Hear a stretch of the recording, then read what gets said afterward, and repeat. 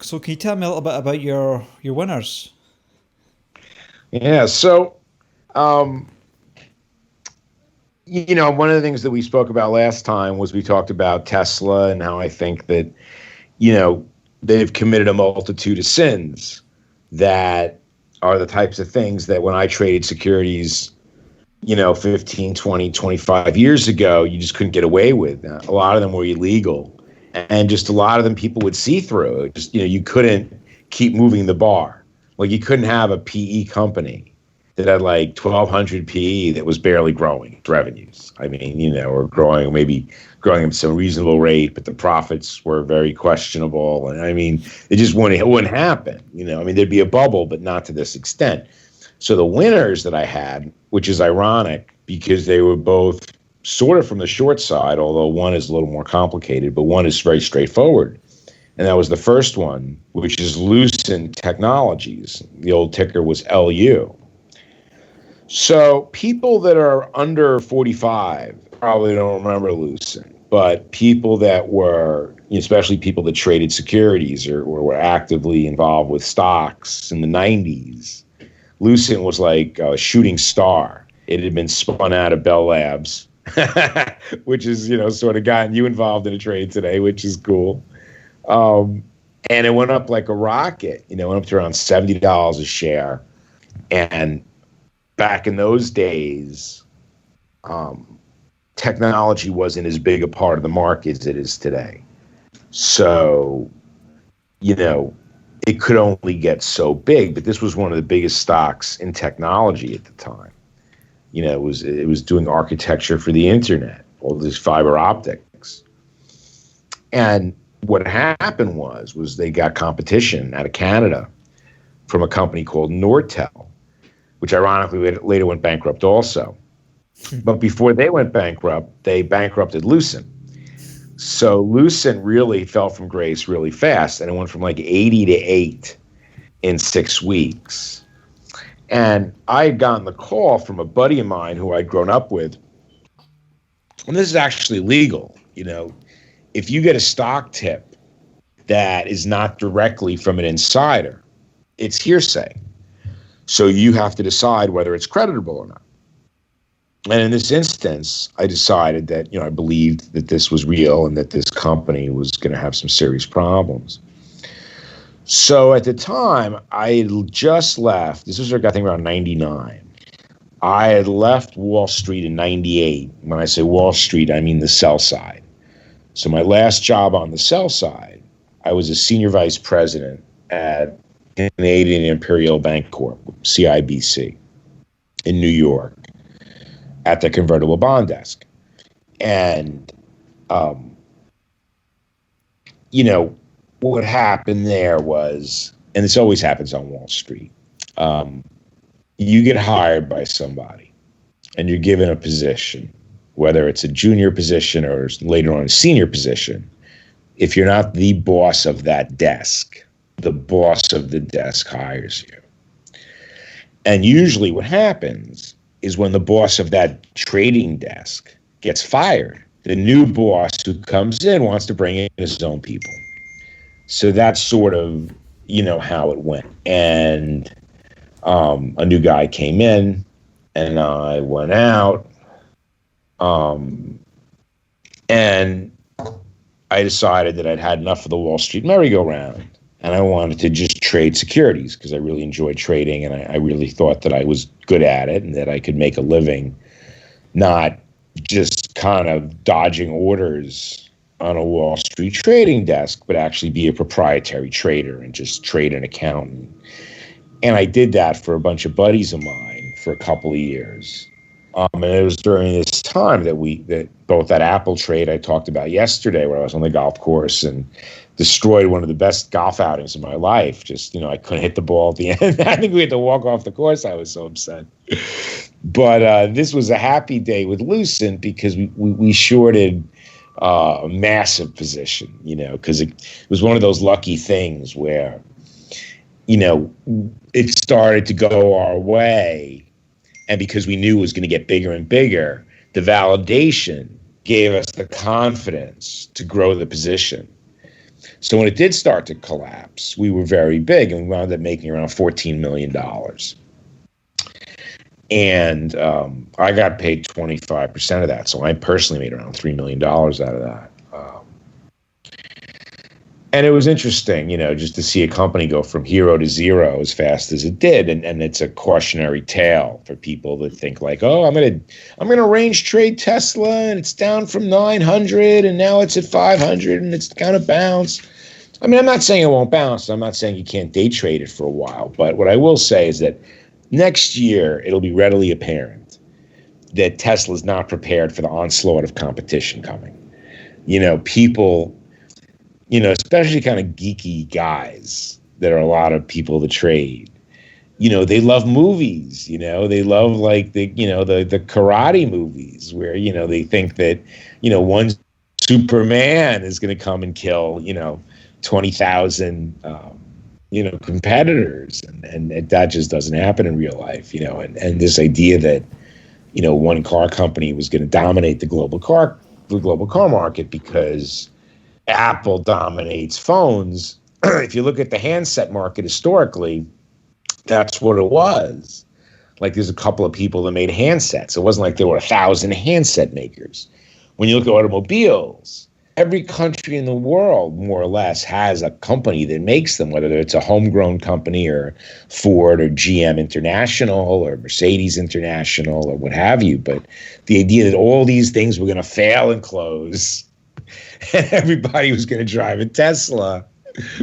I mean, and people still believe this. I mean, it's still one of the most valuable companies in the world. So, I'm I'm the guy on the little guy, punching in the dark. But the other big winner I had was also a company that like Tesla, sort of bathed itself in fraud and promotion. And that was Enron, which, again, was 20 years ago. So, like I'd mentioned earlier, people who grew up in Houston, remember Enron Field because that's where the Astros played. And, Enron was when this whole scandal broke, it was like the 8th largest company in the United States in terms of market cap. And I mean, a lot of things hit him at once. A lot of the shorts that, Elon Musk complains about, in those days was a lot easier for them. And they could work with the press, and they could find problems, and they could magnify the problems so that it drowned out the other parts of the company that had value. So Enron was a trading house. They traded electricity, they traded natural gas, they owned pipeline assets, they owned oil tankers, they had traders all over the world. And ironically, when Enron went out of business, we ceded that business to the Swiss and the French. The U.S. really wasn't a great trading house anymore. And it was sort of a shame because it was kind of a good business Enron had at a core. But, they played it fast and loose, and they sort of screwed around, and they did various things that were improper. They extorted energy in California during an energy crisis. They extorted money in fake inventory in Africa. And, they crushed the stock and put it into bankruptcy, again, just like Lucent, in very record time, very fast. So the position I'd on was a complicated one. It was a derivative of Enron. And what it did is it gave you the security of a bond, like a convertible bond does, while at the same time gave you the opportunity to convert into stock. But it wasn't exactly a convertible bond. It was more complicated than that. But for our purposes, it allowed me to short stock. So I had a big long position and I had a big short position, but the long position was bigger than the short position. And as long as the company didn't go out of business in 6 months, I was a winner. And I just figured there was no way they could move that fast, but they did. So I wound up losing around $3 million. Jeez. So you can say, well, that's a big loser. That's not a big winner. But it was a big winner because the first thing I told you was personally I won because I had golden handcuffs, which is a Wall Street expression for not being able to leave your shop because you have too much money built up there that if you walk away from, you're going to cry. So I blew that up. So my handcuffs were free. And then, as I mentioned earlier, when we spoke, there's a longer version of this story and a shorter version. And I'm going to tell the shorter version because the longer version is a little messier. And Andy and I are good friends again and partners. And I love Andy, but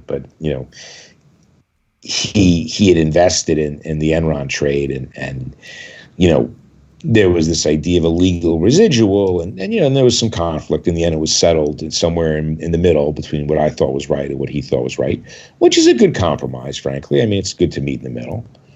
So over the next 10 years, Enron, there were lawsuits that we led some of the litigation because we were very experienced in these class action lawsuits. And ironically, this was the last great class action lawsuit because the Supreme Court, which had just gone Republican, was pro-business. And Goldman Sachs didn't settle. All the other plaintiffs in the case, all the other defendants, rather, Merrill Lynch and Morgan Stanley and First Boston and all the other investment banks that had promoted Enron to investors and told investors this was a solid company you could invest in, when in fact they should have done due diligence and known that this company was doing a lot of shady things, which will happen when Tesla collapses. You'll see, I mean, when Tesla, and it's already, the pain is already starting to reverberate from the move from 800 to 500. So, there was this notion with Enron that it was too big to fail. And I think with Tesla, again, you're going to get this idea because Tesla is so much bigger than Enron was and so much more important. But, I mean, all the averages were forced to buy Tesla at the top. So there's going to be such class action lawsuits from this. And unfortunately, because of our lawsuit, the investment banks can claim that they don't owe any duty of care. Okay, if I go to your ice cream store and I buy ice cream and I slip on it, I can sue you because you have to keep your store clear of ice cream. You owe me a duty of care, okay? But Goldman Sachs and Supreme Court went along with them that everything is buyer beware. They're not in the business of, when they underwrite something, the fact that they're Goldman Sachs, don't depend on it. And that really did. That destroyed the whole idea of why we gave these guys franchises to print money in the first place. But, and then look, you've had every Treasury secretary since been Goldman Sachs. And it'll be interesting to see, especially if the Democrats can hold in the midterms, you will see a real move against Wall Street. I do. I think there's a mood in this country that Donald Trump did not take advantage of because he was too fixated on the market. When I supported Donald Trump when he ran in 2016, he said, oh, we need a real economy. We can't have investment bubbles. Then he became president and he was like, oh, investment bubbles. Yeah, baby. Look at the stock market. It means Donald Trump is great, great, great. The whole thing was so absurd. And, one of the things I talked about on LinkedIn is there's a great movie that if you haven't watched, it's not that much fun to watch, but it's so profound that, and meaningful in history. And it's this movie from about 25 years ago called Idiocracy. Have you ever seen the movie Idiocracy? I'm just Googling it right now. Idiocracy. So it's about people just being so stupid because they're spoon-fed bullshit on the media that they lose their ability to think. And in the movie, the people speak like stoner dudes, when in real life, they just try and imitate pundits. So they've got part of it wrong. But the idea that the future would be filled with people that were unable really to think too well is, I think, very accurate. Yeah, I think of that, course, man. and I think really, frankly, much more here in the U.S. than in Europe. I think the Europeans have more of a tradition. Don't know. Well, there's pros and cons to both. There's problems in Europe too. Look, I'm not going to sit here and say that things are better in Europe than the U.S. because certainly, I'm forced to be in a lockdown because of my partner Liz, because she's so scared and because part of, I have to, make her happy. It's my relationship is worth more than me, sitting outside in 30-degree weather and eating a pizza, so you have to make sacrifices. And then the shot's coming. We're going to have the shots pretty soon because we need to take care of Liz's dad, who's not doing so great down in Florida. But Going back to Enron, just to end it. So, over the years, even though ultimately Goldman won, all these other firms settled, and we wound up making like around $14 million. So we lost 3, we made 14, we were up 11. I think I had a lower payout. I think I made like $22.5 million back. So that money really helped me transition into clean energy and do all types of good things. So I was very grateful for that, and that was a big winner. I think that talking about green energy is a good place for us to sort of transition to, because I'm very passionate about it. The idea that, and one of the things we were talking about earlier was that there's sort of this whole fake Coke Pepsi dichotomy that, either global warming is real, 100% real, meaning that if 2030 we don't change it, it means Greta, whatever her name is, either she has to be 100% right, or we should be digging coal and drilling oil and fuck EVs and solar sucks, man. And, and it's just ridiculous because there's so many more problems than just global warming, which I do think is a serious problem. But I mean, the global garbage problem that has become so ginormous, especially now with this period where everyone has to drive to work. There's no more mass transit. Everyone's ordering a million little things in boxes from Amazon when there's no room in landfills, and recycling is broken. I mean, the whole recycling thing, there's no one that wants to use it anymore. Even the poor countries, it's just cheaper for them just to make their own cardboard or make their own glass. It's unfortunate, but that's just the way the pricing structure of the world has become. So clean energy to me, and I was in the oil and gas business, I mentioned, for 6 or 7 years. So I'm very familiar with the entire process of upstream, which is when you actually drill for the oil, midstream, whether you put the oil into a truck or you put it into a pipeline, and downstream, where the oil comes into your fuel tank from a gas station or into your furnace from a truck or into jets, at the jet fuel depots. So all that stuff, that whole life cycle of what we call dirty energy, I'm very familiar with. And it's very expensive and very dirty, every single part of it. So when some moron goes, oh, batteries, oh, there's a problem with lithium. I'm like, yeah, sure, there's a problem with lithium, dude, but there's 1,000 problems with oil and gas. So, we'll solve one problem versus 1,000, and it's just this lack of reasoning where it's like, it's like there was a show in the United States when I was a kid growing up called Welcome Back, Carter, that John Travolta came out on. And there was this guy named Horshack, and he would yell in class, ooh. Okay, so a lot of people will say that, batteries aren't good because lithium is dirty and it's hard to recycle and we don't have enough of it. And I mean, all of those are somewhat true, but they're all not. And they're all problems that are being solved with different battery chemistries and different energy gateways. And yes, I am an expert in these things. And the people who talk about lithium usually aren't an expert in anything. And if they are an expert in oil and gas, which a lot of them are, because that's why they don't like batteries, because solar is you need batteries because renewables are intermittent. The wind doesn't always blow, the sun doesn't always shine, the tide's not always running. Anything renewable is intermittent, but batteries help to, stabilize the power. So you basically need, batteries everywhere. And I mean, Elon Musk knows this, but everyone does. So it's like, this idea that there was an article out today that Tesla has a big battery bank in Texas. And it's like, yeah, because they have a lot of batteries they can't sell and they put them in a bank and then they use them for arbitrage, which, again, I don't think is stupid. I think it's smart, but if it was a $5 billion company, I'd be saying wow, these guys are good. But, when they're a $500 billion company, you're like, it's not really relevant. It's nice. It sounds cool. But, you can't sell these Tesla walls, Tesla batteries on the wall. The power. I mean, the power walls, they're a retail product. I mean, he has all these different products. He doesn't really make his own batteries. Panasonic does. It's like a weird relationship. Panasonic's not happy with it. What really saved him was this stock. I mean, his business has so many troubles. like this whole Cybertruck. You don't hear about it anymore.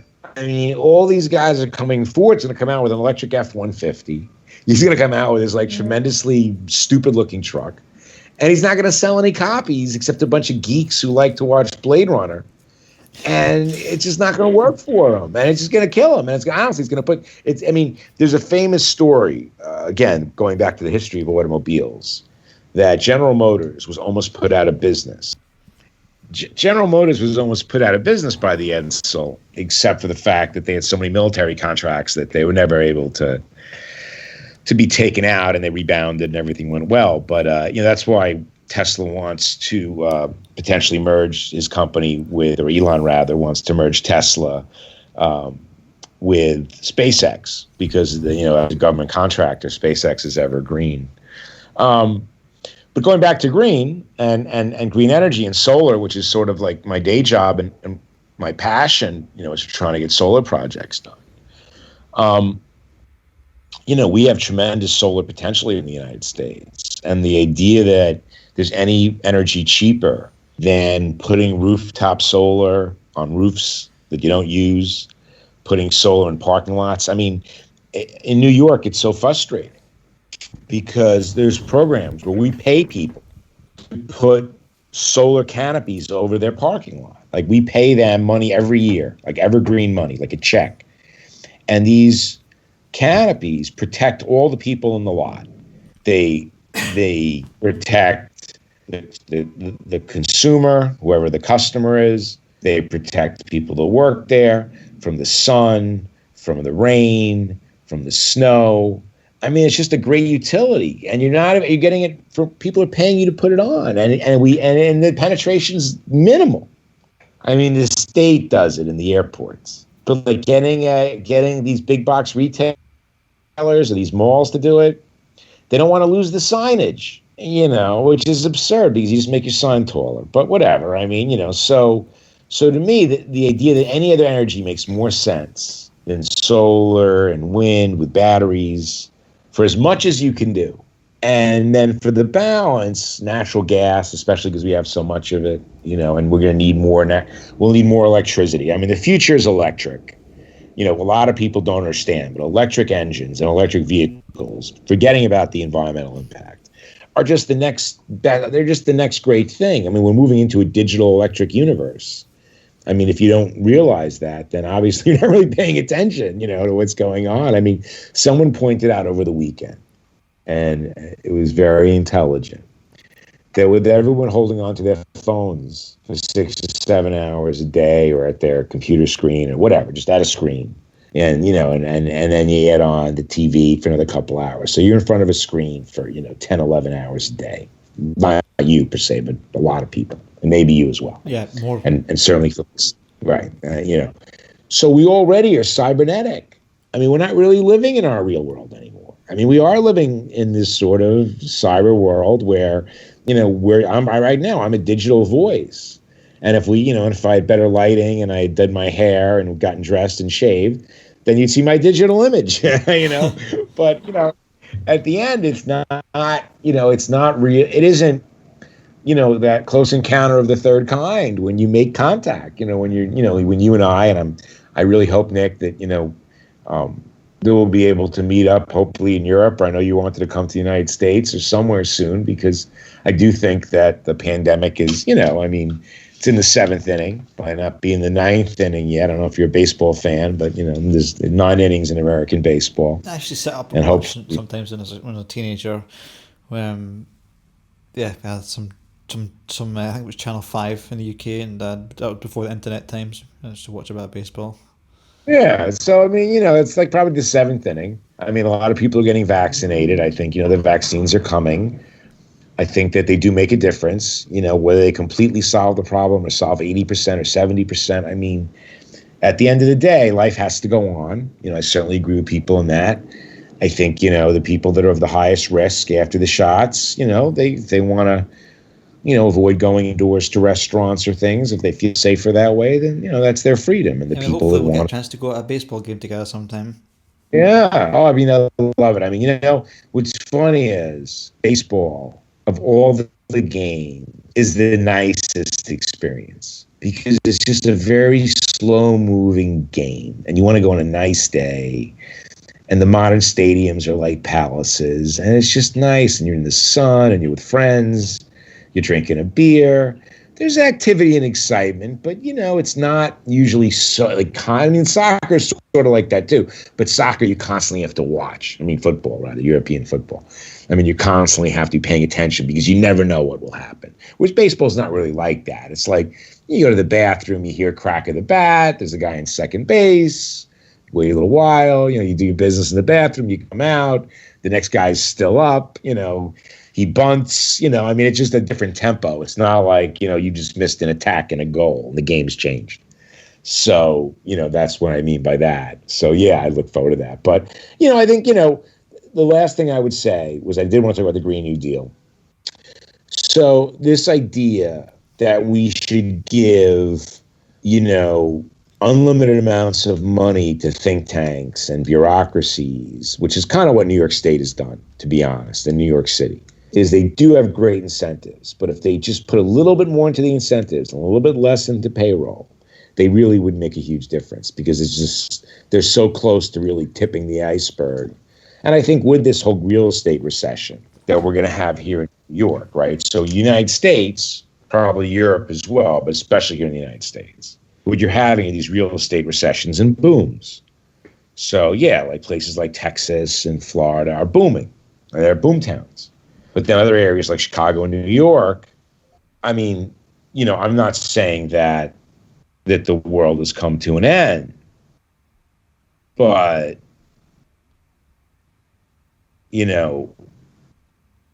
it's these places are going to be challenged, like New York and Chicago. New York City is going to have to go through a very long, painful period of restructuring, unless global tourism comes back really strong in like a year. And business travel and business conferences and white-collar workers and all those things that, in all seriousness, probably will never come back as they were. Because, for companies to waste all that money, for people to have to commute that don't want to. So, I don't know what's going to happen to London, to be honest. I mean, I've not had a reason to be there, and I worked there solid for 12 years, and I've not had a reason to go back in about 8 months, and it's terrible. Also, it's too expensive. The problem with these cities like New York and London, and I've been to London a bunch of times. I mean, not in the last 6 or 7 years, but in the previous 10, I was there probably 10 times. So, I kind of know my way around, and I really like London, and I look forward to going back sooner than later. Having said that, remember, there's a big difference between visiting somewhere and living somewhere, right? So to live in a place like New York or London, where living space is so dear, when you can live in areas that are just more pleasant to live in at half the price, it defeats, it's just not capitalism. If you believe in anything about capitalism, if the price should go with average utility, that if the average person wants X and doesn't want Y, then X should be more expensive than Y until you reach an equilibrium where at the reduced price of Y, people want enough of it to equal X. And that's when you get an equal market. That's how markets work. And instead what we get is people trying to sell us a bullshit story that even though people don't want it, it's worth twice as much. And that's just not going to work. And zero interest rates that we have now are for that purpose. Pardon me, to allow people to warehouse things that they can't sell anywhere near what they paid for them or what it cost them to build. I'm so glad I didn't buy a mortgage before the pandemic. I was looking around a little bit, and I'm so glad I didn't have a mortgage. I would just have been giving it back to the bank by now, probably. Yeah. No, it's one of those things. So, I'm glad that you worked out for you, and I think that people in New York, the city definitely is going to shrink. It's already shrinking. They built it like it was never going to shrink ever again. And, but just finishing with the Green New Deal, because we talked about New York before, and, you kind of know my thinking on it, is that, there's a moment now where government needs to stimulate the economy and to stimulate speculation, to have the zero interest rates so people keep building buildings that people don't want, and funding companies just for people to do nothing and jerk off, pardon my French. I think that what we really need to do is build solar and wind, build batteries, create microgrids, use tidal and use dams and all the hydropower, and then make a coherent energy strategy, and then incentivize the market enough so it happens, so that in 10 years the United States is a clean economy, and it can be done, and it's better for everyone. People don't realize it, but these microgrids, if you want to live off the grid, this is the greatest thing for you to have, solar and batteries, and have your car be a two-way battery. And, that's what they're doing in Texas now is, these cars, you not only can your battery charge, your house can charge your battery, and your battery charges your house. I mean, that's what Tesla's Powerwall does.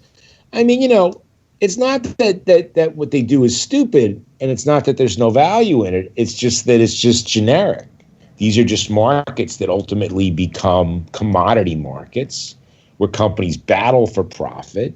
And that if you're not, the most experienced company with the best advantages, which Tesla's not in anything, then over time, you're not a great competitor. So, I mean, when you build up all this debt, it's difficult. And what happened to Enron and Lucent was that when they imploded, they were cut off from capital markets. And when that happens, you can't work at a loss anymore. Once you can't work at a loss like Tesla does, you're dead. You're dead. Once you lose the ability, once you're a money-losing company or you're a money-making company, but you can't make as much because you've been impacted negatively by scandal or by, new competition, then when you go to the market and you say, hey, remember you guys gave me all that money? Look, I'm not doing well. Stuff's not working out. Please give me more money. They say, fool me once, shame on you. Fool me twice, shame on me. So well, I think that... I'm just looking at the App Store, app news, and it says Tesla loses more than $244 billion in a month as rally fizzles 12 minutes ago. Right, and it's got $600 billion left. So, I mean, these numbers could be used, these are numbers that are counted in the global wealth. For $600 billion, we could turn America into a paradise. It's not that much. Especially if we spent the money effectively instead of wasting it on, 10 guys screwing in a light bulb. One guy does the safety instruction, the other guy goes the union clock, the third guy is the supervisor, the fourth guy is checking on him. I mean, it's like everything in the United States is about making work instead of creating, a sustainable economy. So I think that's a good way for us to split. But Nick, I've really enjoyed talking to you, man, and I really hope people like your show and we get good feedback. And if they do, maybe we'll do something else. But I think you're a great guy, and I wish you and your family a good stay in Vienna. Thanks, Howard. That was great talking to you, and we'll definitely have the show on again, and we'll keep in touch. Thanks very much for your time, mate.